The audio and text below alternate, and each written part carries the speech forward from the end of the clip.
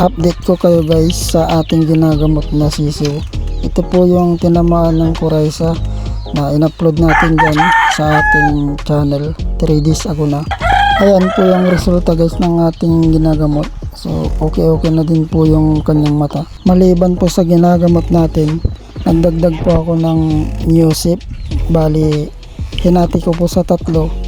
Tapos yun po ang pinapainom ko kada araw. Pati ito rin guys, tinamaan din po ito. So naagapan po natin agad kaya gumaling po siya agad-agad.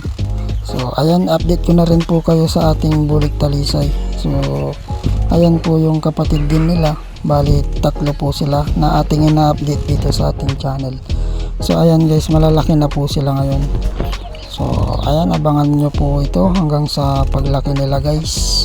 Ating i-update lang. Bali mahigit 2 months na po sila. So, pinapakawalan lang po natin sila para maka-exercise. Pagka umaga, tanghali, hapon, pinapatoka po natin. So hanggang dito na lamang po ang ating video. Thank you for watching and don't forget to subscribe.